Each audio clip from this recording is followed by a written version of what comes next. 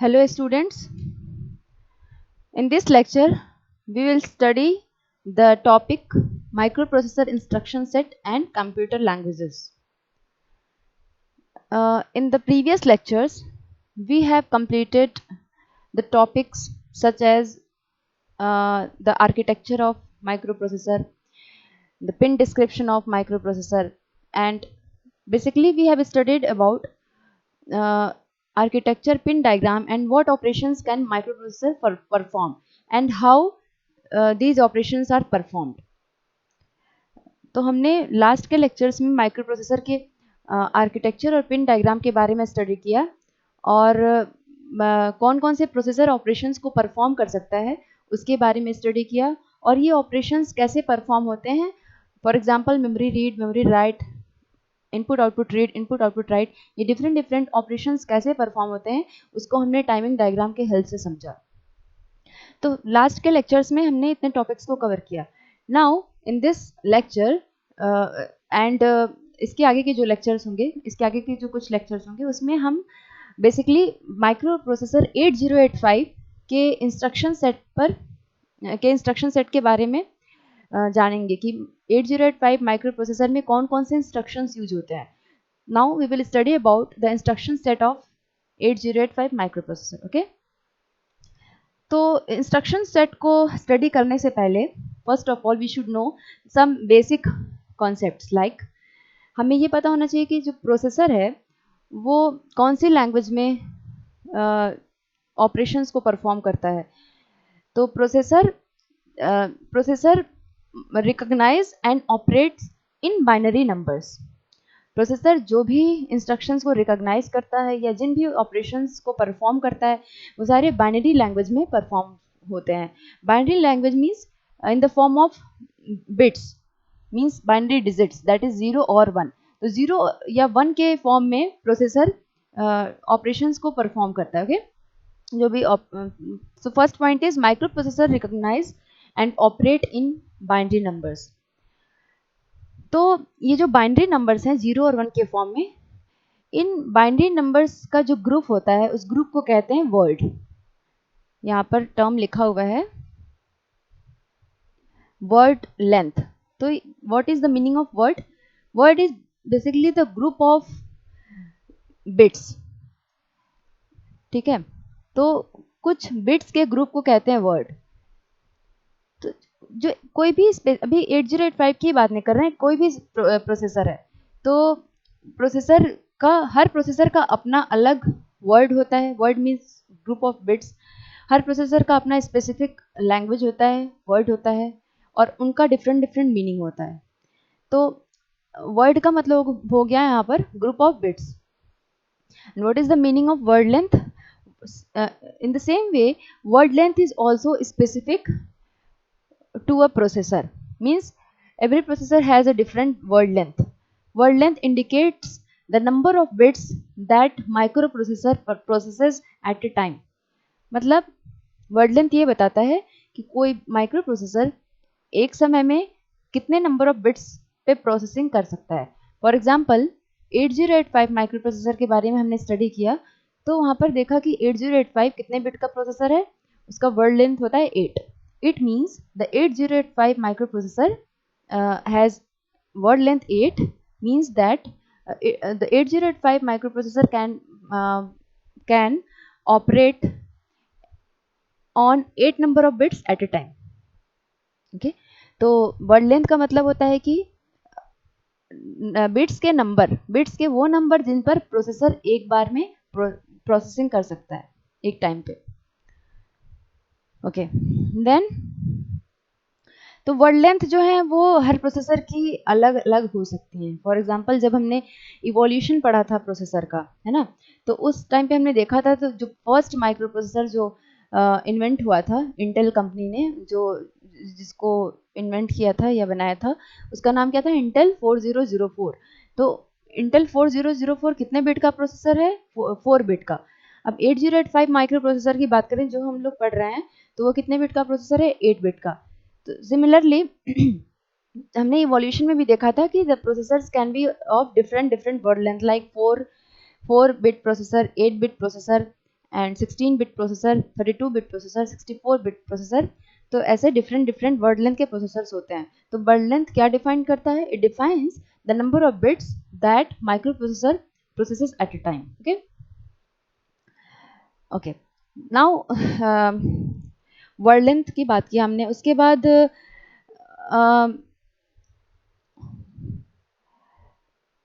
देखिए क्या होता है कि हर प्रोसेसर का अपना एक स्पेसिफिक इंस्ट्रक्शन सेट होता है। हर प्रोसेसर का एक स्पेसिफिक इंस्ट्रक्शन सेट होता है। ओके तो इंस्ट्रक्शन सेट को पढ़ने से पहले we should have some ideas about these points like program. What is the program? Program क्या होता है? प्रोग्राम किसे कहते हैं? इंस्ट्रक्शंस के सेट को कहते हैं प्रोग्राम। किसी स्पेसिफिक टास्क को परफॉर्म करना है, उसके लिए इंस्ट्रक्शंस लिखे जाते हैं, और इंस्ट्रक्शंस का जो सेट होता है, जो ग्रुप होता है, that is called as program. Program is the group और set of instructions. Okay, instruction क्या होता है? तो प्रोसेसर कौन सा ऑपरेशन परफॉर्म करेगा, तो यूजर अगर प्रोसेसर से किसी स्पेसिफिक ऑपरेशन को परफॉर्म करवाना चाहता है तो इसके लिए उसे कमांड देना होता है। तो instruction is a command given to a computer to perform a specific task on specified data. What is instruction? It is a command given to a computer to perform a specific task on the specified data. Okay. तो instruction वो command है जो कि किसी data पर operation को perform करने के लिए प्रोसेसर को दिया जाता है, उसे कहते हैं इंस्ट्रक्शन। ठीक है, तो अब नेक्स्ट जो हमारा टॉपिक है वो मशीन लेवल लैंग्वेज। तो what is machine level language? Machine level language is the binary representation of instructions specific to a system. तो क्या होता है कि हमने अभी ये समझा कि हर प्रोसेसर का एक अपना वर्ड लेंथ होता है। फॉर एग्जांपल 8085 माइक्रो प्रोसेसर है, उसका वर्ड लेंथ कितना? 8 वर्ड लेंथ का मतलब हुआ it can process 8 bits at a time. Okay, तो इससे 8 वर्ड लेंथ से कितने मतलब बाइनरी के फॉर्म में ये प्रोसेस कर सकता है ना, तो इससे कितने नंबर ऑफ कॉम्बिनेशंस बन सकते हैं अगर 8 वर्ड लेंथ है तो? If there are 8 number of bits, then how many combinations will be available? Then we can write as 2 to the power 8, that is 256 combinations. तो अगर 8085 का वर्ड लेंथ 8 है तो इससे 256 डिफरेंट बाइनरी कॉम्बिनेशंस फॉर्म हो सकते हैं।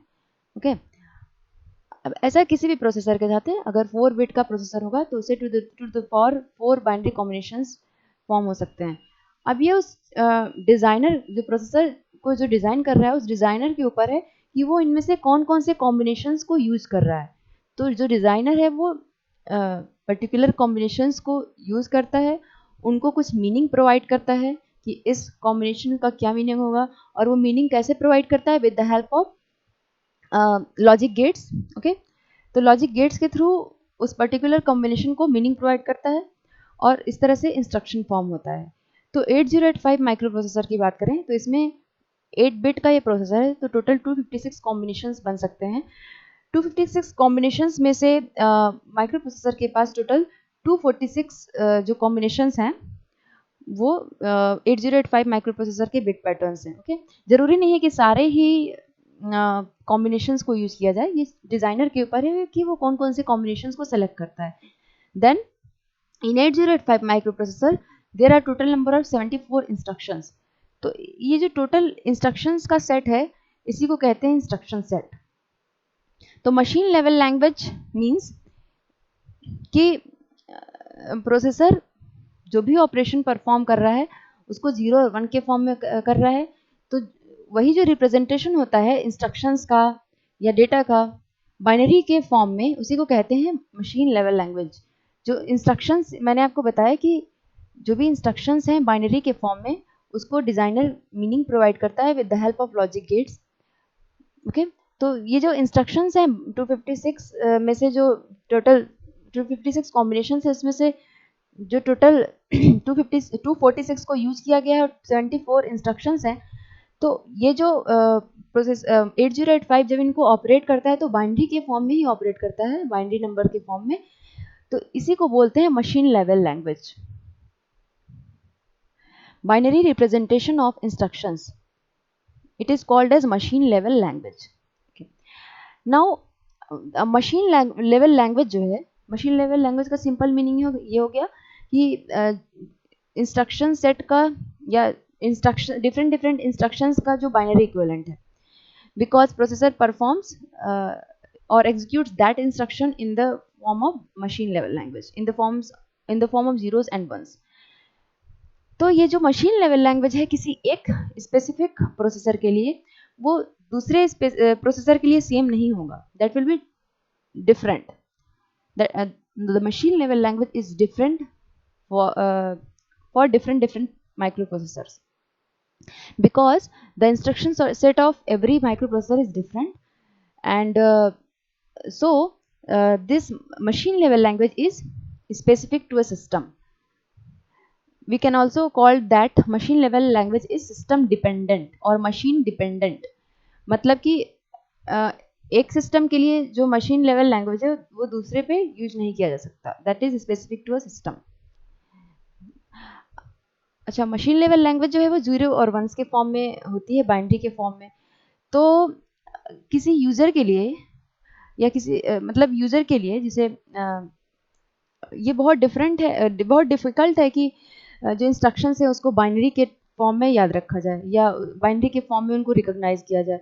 तो इसी वजह से जो इंस्ट्रक्शंस हैं उनको राइट करने का जो ट्रेंड, मतलब जो कन्वेंशन है, उसको हेक्साडेसिमल नंबर सिस्टम में लिखते हैं। Hexadecimal number system is represented by H, either H और यहाँ पर 16 का यूज करते हैं। तो जो इंस्ट्रक्शंस बाइनरी में हैं उनका हेक्साडेसिमल इक्विवेलेंट यूज किया जाता है। और सिंगल बोर्ड जो माइक्रो कंप्यूटर होते हैं उसमें with the help of hex keyboard की मदद से इन इंस्ट्रक्शंस को उसमें एंटर कराया जा सकता है। ओके, तो मशीन लेवल लैंग्वेज में हमने देखा कि जो भी प्रोसेसर ऑपरेशन परफॉर्म कर रहा है वो 0 और 1 के फॉर्म में कर रहा है। तो जो बाइनरी के फॉर्म में जो इंस्ट्रक्शंस हैं उनको हेक्साडेसिमल में रिप्रेजेंट किया जाता है। लेकिन एक प्रोग्रामर के लिए अगर सपोज ही कोई प्रोग्राम लिखा हुआ है जो कि हेक्साडेसिमल सिस्टम में नंबर सिस्टम में लिखा गया है, तो एक यूज़र के लिए या प्रोग्रामर के लिए उस प्रोग्राम को समझना काफ़ी मुश्किल होगा जब तक कि उसे हर इंस्ट्रक्शन का हेक्स कोड याद ना हो, हेक्साडेसिमल कोड याद ना हो। तब तक कि उस प्रोग्राम को जो कि हेक्साडेसिमल नंबर सिस्टम में लिखा गया है, इसको कहते हैं हेक्स कोड, तो उसको समझने में बहुत मुश्किल होगा। तो ड्यू टू दिस रीज़न जो चिप डिज़ाइन जो प्रोसेसर के डिज़ाइनर्स होते हैं वो क्या करते हैं कि वो किसी भी इंस्ट्रक्शन का हेक्स कोड तो प्रोवाइड करते ही हैं, उसके साथ ही साथ उस इंस्ट्रक्शन को एक स्पेसिफिक कोड दे देते हैं जिसको बोलते हैं नेमोनिक्स। नेमोनिक्स को हम कह सकते हैं इंग्लिश लाइक वर्ड्स।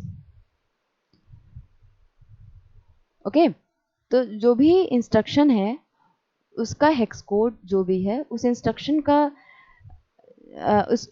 को एक स्पेसिफिक कोड दे देते हैं वो डिज़ाइनर, जिसको हम बोलते हैं mnemonics. Mnemonics means English like word. अब नेमोनिक्स के टर्म में जो भी प्रोग्राम लिखा जाता है वो बहुत आसान होता है एक प्रोग्रामर के लिए समझना या एक यूज़र के लिए समझना, इन कंपैरिजन टू अगर वो प्रोग्राम लिखा गया है हेक्साडेसिमल कोड में। तो इससे क्या होता है, बहुत कन्वीनियंट हो जाता है कि एक प्रोग्रामर जो भी प्रोग्राम राइट किया गया है उसको समझ सके अगर वो नेमोनिक्स के फॉर्म में लिखा गया है। तो ये जो इस तरह से जो लैंग्वेज होता है उसको बोलते हैं assembly level language. This language is called as assembly level language. तो in assembly level language instructions are written in English like words and those words are called as mnemonics. For example, for example suppose एक हमारे पास instruction का machine code है 00111100। एक instruction है, जो भी chip designer है सपोज उसने एक इंस्ट्रक्शन 8085 की बात हो रही है, तो उसने एक इंस्ट्रक्शन के लिए ये बाइनरी कॉम्बिनेशन सेलेक्ट किया, इसको मतलब सेलेक्ट किया। 8 बिट का है ये, ठीक है, 8 बिट का है, तो इसका हेक्सा डेसिमल इक्विवेलेंट क्या होगा। अब देखिए, अगर ये जो चिप डिज़ाइनर ने इससे रिलेटेड जो भी लॉजिक गेट्स बनाए होंगे, जो भी चिप डिज़ाइनर ने इस कॉम्बिनेशन का यूज करके एक इंस्ट्रक्शन बनाया, उस इंस्ट्रक्शन को ऑपरेट या परफॉर्म करने के लिए पर्टिकुलर लॉजिक गेट उसमें उसने डेवलप किया होगा, तो जिससे वो इंस्ट्रक्शन एग्जीक्यूट होगा। इसका हेक्साडेसिमल इक्विवेलेंट क्या होगा, क्योंकि प्रोसेसर या मशीन तो इसी पर ऑपरेट करेगा, लेकिन हमें कैसे समझना है, हम कैसे समझेंगे इसको, तो उसके लिए क्या है, इसको हम हेक्साडेसिमल कोड में लिख सकते हैं। इसका हेक्साडेसिमल कोड क्या होगा, 3C। और to represent that this 3C is in hexadecimal, H is also mentioned here, तो 3CH हो गया इसका हेक्साडेसिमल। या हम इसको ऐसे भी लिख सकते हैं, 3CH भी लिख सकते हैं, या 3C और यहाँ पे 16 भी लिख सकते हैं, दोनों तरीके से मेंशन कर सकते हैं। ये रिप्रेजेंट कर रहा है कि ये नंबर हेक्साडेसिमल में। ओके, अभी भी ये इतना कन्वीनियंट है, अगर मान लीजिए कोई प्रोग्रामर है, जब तक उसको इंस्ट्रक्शन का कोड याद ना हो, तब तक ये कैसे बता सकते हैं कि ये कौन सा इस इंस्ट्रक्शन से क्या होगा, ठीक है। तो इसके लिए अगेन जो चिप डिज़ाइनर है वो एक कोड प्रोवाइड करते हैं नेमोनिक्स के फॉर्म में, जो कि इंग्लिश लाइक वर्ड्स होते हैं। तो ये जो कोड है उसका 8085 में जो इंस्ट्रक्शन है उसको यहाँ पर लिखते हैं INRA। इस इंस्ट्रक्शन का मीनिंग ये है कि यहाँ पर INR का मतलब है इंक्रीमेंट और A का मतलब है एक्यूमुलेटर। ओके, तो we know that accumulator is 8 bit register. तो INR A का मतलब ये हुआ कि increment the content of accumulator by 1। तो अब एक बार अगर प्रोग्रामर ने इस इंस्ट्रक्शन का मीनिंग समझ लिया, तो दोबारा जब भी इंस्ट्रक्शन को देखेगा तो उसे आसानी से समझ में आ जाएगा कि what to do with this instruction.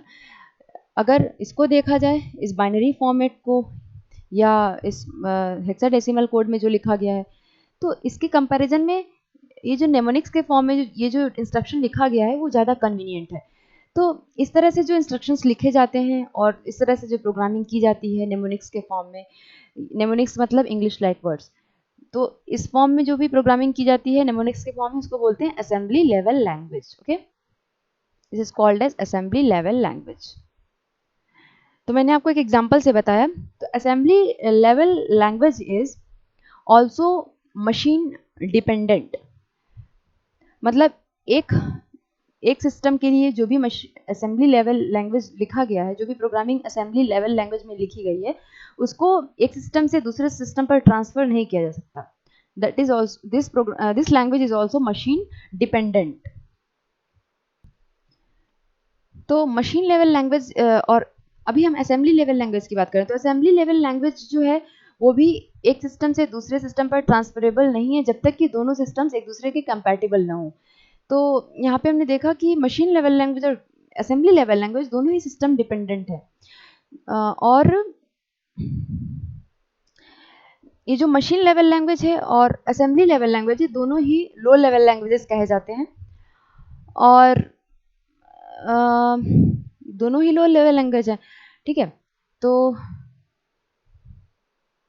अब बात ये है कि जो कंप्यूटर सिस्टम है वो तो ऑपरेशन परफॉर्म करता है, ये जो मशीन लेवल लैंग्वेज पे जो सिस्टम है वो तो मशीन लेवल लैंग्वेज पर ऑपरेशन परफॉर्म करता है, लेकिन यहाँ पर जो प्रोग्रामिंग है वो असेंबली लैंग्वेज में अगर की जा रही है और सिस्टम जो है, मशीन जो है या कंप्यूटर जो है वो मशीन लेवल लैंग्वेज पर ऑपरेशन परफॉर्म कर रहा है, तो ये कैसे पॉसिबल है।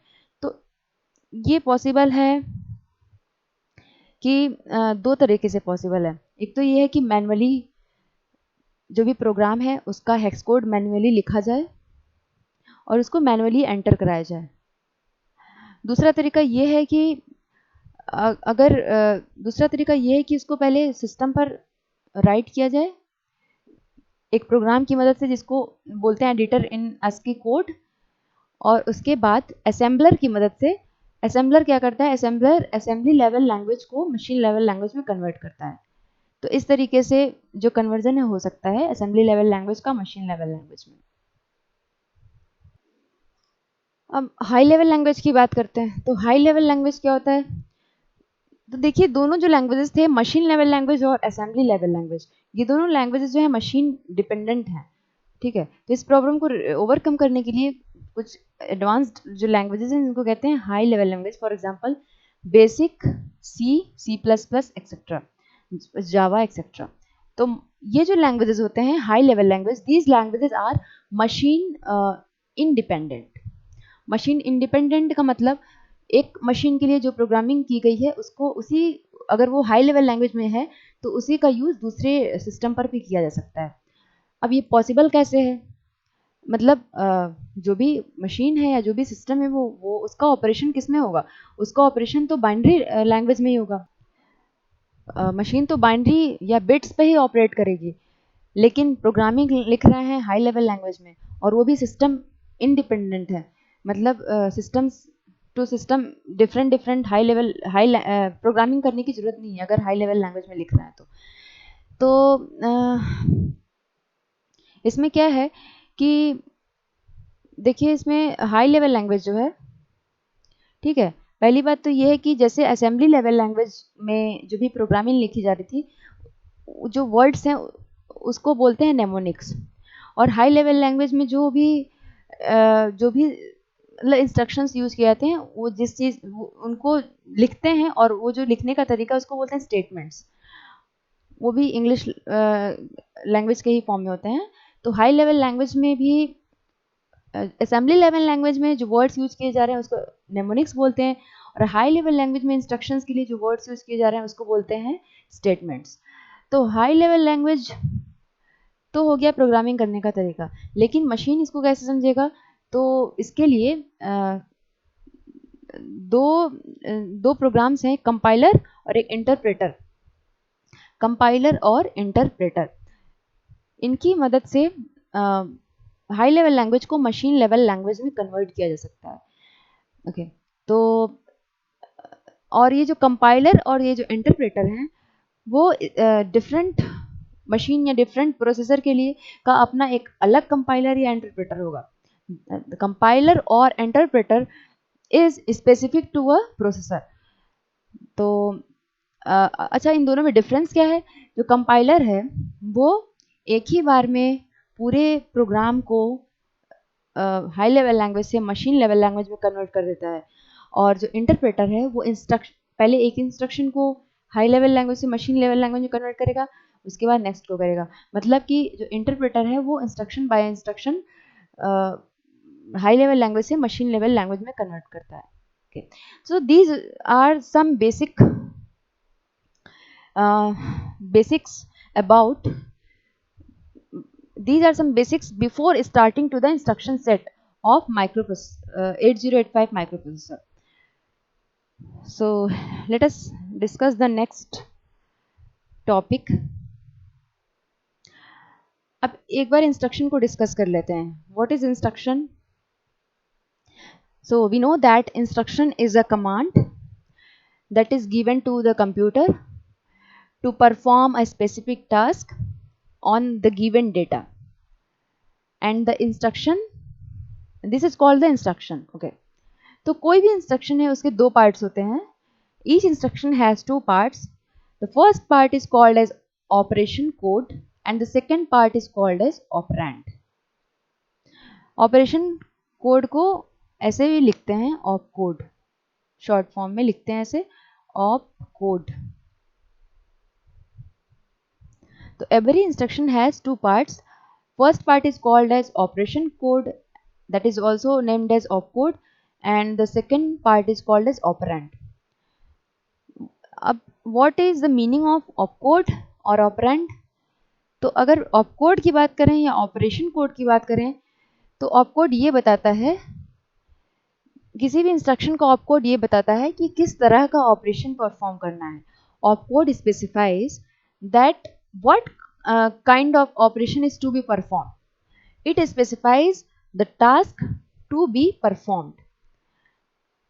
So this is the first part of the instruction, and the second part is operand. What is the meaning of operand? Operand specifies the data on which the operation is to be performed. Okay, so operand specifies the data to be operated on. For example यहाँ पे एक instruction लिखा हुआ है add B, ठीक है, दूसरा instruction है सी एम ए, फिर मूव सी कॉमा ए। तो इसमें अगर हम बात करें तो फर्स्ट इंस्ट्रक्शन को अगर कंसीडर करें, लिखा है मूव सी कॉमा ए, इसका मतलब ये हुआ, पहले मैं आपको बता दूं फिर बताती हूँ कि इसमें ऑपकोड और ऑपरेंड कैसे पहचानेंगे। मूव सी कॉमा ए का मीनिंग ये है कि कॉपी और transfer the data of accumulator to register C. This is the meaning of instruction move C comma ए।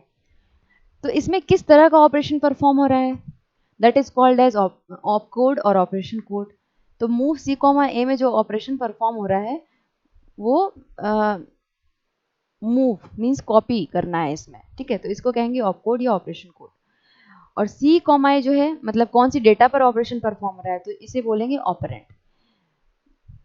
इसे मैंने आपको जस्ट एक एग्जांपल के तौर पर समझाया। इसका हेक्स कोड जो होगा, तो हेक्स कोड के फॉर्म में भी इसे समझ सकते हैं। आगे मैं अगर किसी इंस्ट्रक्शन में बताऊंगी जब इंस्ट्रक्शन सेट, तो वहाँ पे इसे बताया जाएगा कि इसमें कोड क्या है और ऑपरेंड क्या है। यहाँ पे मैंने जस्ट एक एग्जांपल के लिए बताया। okay? तो हमने समझा कि what is the meaning of opcode and operand. Every instruction has two parts, first part is called operand और opcode and the second part is called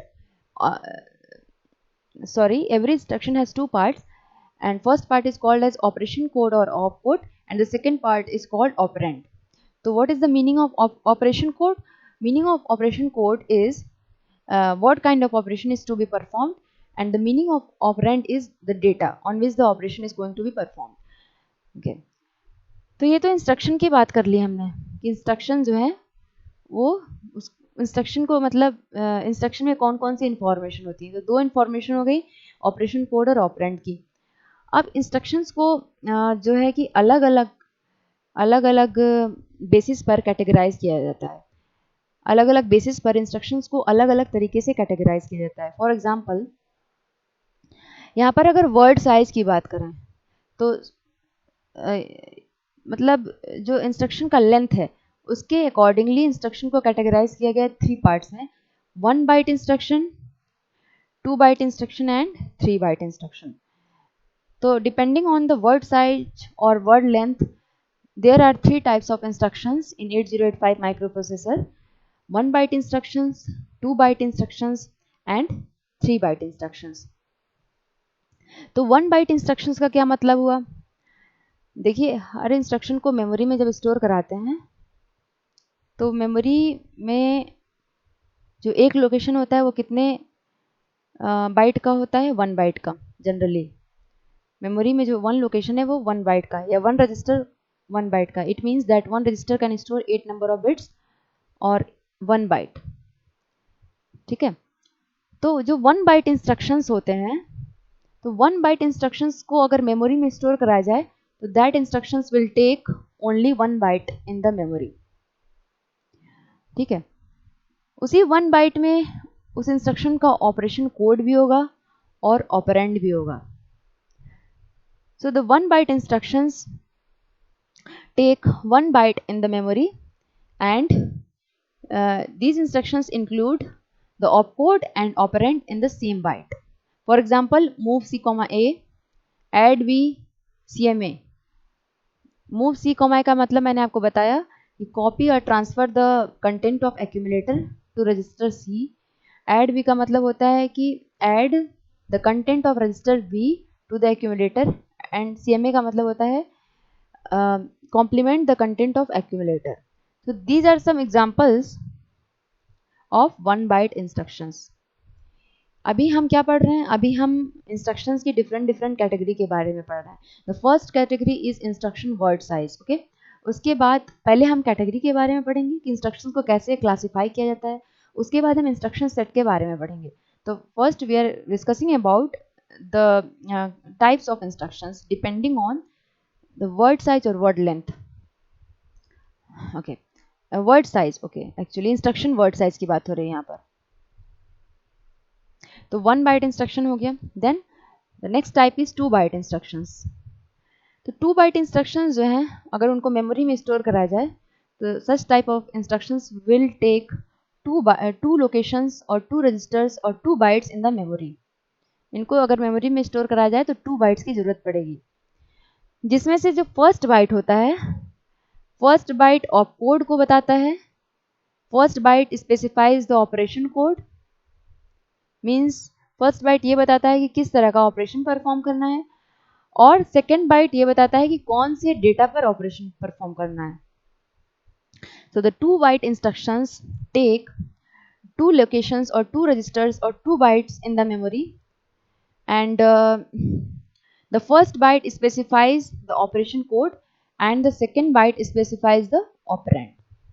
The example of such instructions are MVI A, 32H. The second is MVI B, F2H. तो the first instruction जो है उसका meaning ये हो गया कि ये जो 32H जो डेटा है, 32 जो डेटा है हेक्साडेसिमल में, उसको मूव करना है एक्यूमुलेटर में. ओके, सेकेंड जो इंस्ट्रक्शन है MVI B, इसका मतलब ये हो गया कि जो ये डेटा है F2, इसे मूव करना है रजिस्टर B में. तो both the instructions are of 2 bytes. अगर हम फर्स्ट इंस्ट्रक्शन की बात करें तो इसमें ऑप कोड क्या है, तो इसमें जो ऑप कोड ये बता रहा है MVI जो लिखा हुआ है यहाँ पर, ये बता रहा है कि किस तरह का ऑपरेशन परफॉर्म करना है, और डेटा क्या है इसमें, ये ऑपरेंड क्या है, तो 32 जो है वो ऑपरेंड है. तो इस तरह से ये जो 2 बाइट इंस्ट्रक्शंस होते हैं वो 2 बाइट्स के होते हैं, और फर्स्ट बाइट क्या इंडिकेट करता है, फर्स्ट बाइट ऑप कोड को स्पेसिफाई करता है, और जो सेकेंड बाइट है वो ऑपरेंड को स्पेसिफाई करता है. The next type of instructions are 3 byte instructions. So the length of these instructions is 3 byte.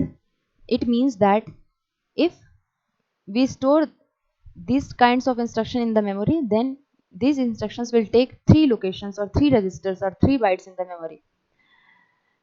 So what does the first byte specify? The first byte specifies the operation code. And what about the next 2 bytes? So the next 2 bytes specify the 16-bit address. Okay, next 2 bytes will specify the 16-bit address. पहले bite में पहला bite क्या specify करेगा, of code, और जो next 2 bytes होंगे वो 16-बिट address को मेंशन करते हैं. For example, the first example is LDA 2050H and the second example is JMP 2085H. अगर हम फर्स्ट इंस्ट्रक्शन की बात करें तो जो फर्स्ट इंस्ट्रक्शन है LDA 2050H, इसमें इसका मतलब ये हुआ, इस इंस्ट्रक्शन का मीनिंग है कि load the accumulator with the data present at 2050 address. जो भी डेटा इस लोकेशन पर प्रेजेंट है उसको एक्यूमुलेटर में लोड करना है. तो इसमें ऑपकोड क्या है, LDA होगा, जो भी इसका हेक्स कोड होगा that will B operation code, और यहाँ पर 16-बिट एड्रेस जो कि ऑपरेंड, जो 2 बाइट का ये जो क्या बताता है 16-बिट एड्रेस. तो this 2050 is the address that is stored in the next 2 memory locations. Similarly, एक और इंस्ट्रक्शन यहाँ पर एग्जांपल में मेंशन है JMP 2085H. इसका मतलब होता है कि jump to the memory location 2085H. तो ये भी 3 बाइट का इंस्ट्रक्शन है. इसमें first byte is opcode, that is jump से रिलेटेड है, एंड जंप का जो भी ऑफ कोड होगा that will be the opcode, and 2085 is the 16-बिट एड्रेस. तो इस तरह से जो 3 बाइट इंस्ट्रक्शंस हैं, the 3 byte instructions need or require 3 bytes in the memory in order to store, and The first byte specifies the operation code, and the next two bytes specify the 16-bit address. Okay, in this way we have completed the classification of instruction depending on the word size. Now, in order to understand the instruction, actually the next category of मतलब जो the next category of classification of the instructions is depending on the functionality, which we will discuss in the later in the next lecture. Till now अभी के लिए हम लोग programming model को study करने जा रहे हैं, क्योंकि ये ज़रूरी है। प्रोग्राम करने से प्रोग्रामिंग मॉडल क्या इंडिकेट करता है, ये क्यों ज़रूरी है? क्योंकि प्रोग्रामिंग जब हम इंस्ट्रक्शंस को समझेंगे और किसी फंक्शन को परफॉर्म करने के लिए जब प्रोग्राम को राइट करना होगा, तो उस प्रोग्राम को एग्जीक्यूट करने के लिए कौन कौन से रजिस्टर्स यूज होते हैं, उस मॉडल को कहते हैं programming model. Okay, it includes all the registers which are required in the programming. तो इसमें कौन कौन सी चीज़ें हैं? एक्यूमुलेटर है, we have already discussed about such registers. यहाँ पे बस हम लोग ये देखने जा रहे हैं कि इस प्रोग्रामिंग मॉडल में कौन कौन से रजिस्टर्स का क्या रिक्वायरमेंट है। तो accumulator, we know that accumulator is 8-bit register and the result is stored in the accumulator. Then flag register, flag register भी 8-bit का register होता है, जिसमें there are total number of 5 flags: sign flag, zero flag, auxiliary carry flag, parity flag. Okay,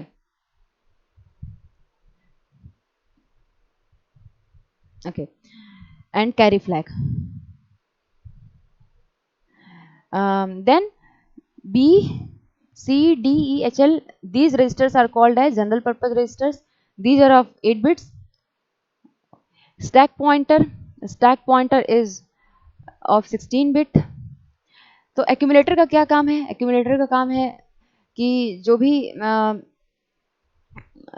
भी operation perform हो रहा है in the execution of an arithmetic और लॉजिक इंस्ट्रक्शन, जो भी रिजल्ट आ रहा है, that result will be stored in the accumulator.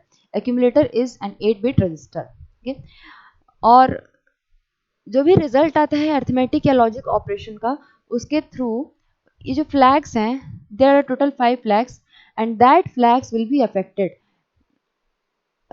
According to the result of an arithmetic और लॉजिकल इंस्ट्रक्शन. तो ये फ्लैग्स कैसे अफेक्ट होते हैं? टोटल फ्लैग्स हैं sign, zero, auxiliary carry, parity and carry flag. तो साइन फ्लैग कैसे affect होता है?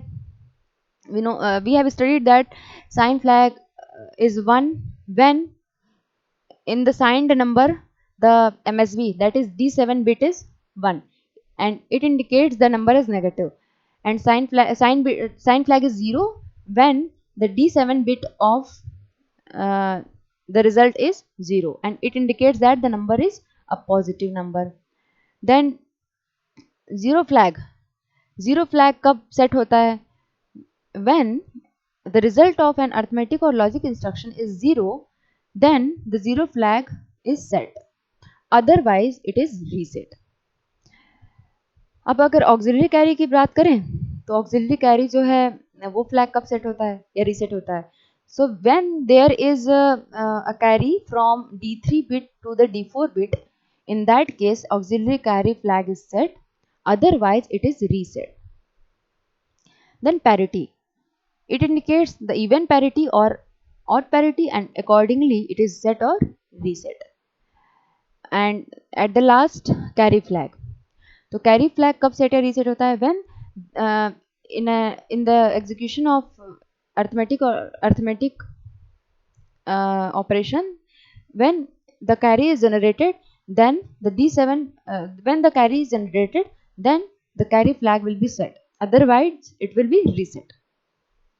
तो इस तरह से जो फ्लैग रजिस्टर के 5 फ्लैग्स हैं, वो किसी अर्थमेटिक या लॉजिक इंस्ट्रक्शन का जो रिजल्ट आता है उसकी वजह से अफेक्टेड होते हैं और अकॉर्डिंगली सेट या रीसेट होते हैं.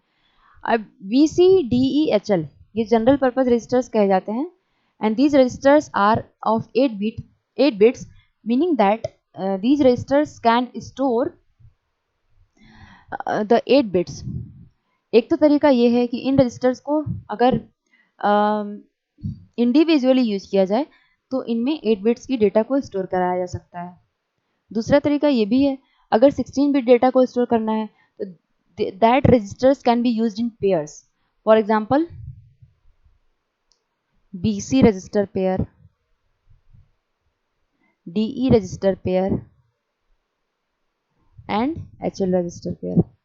So in this way, if these registers are used in pairs such as BC, DE and HL register pair, then the 16-bit data can be stored in these register pairs.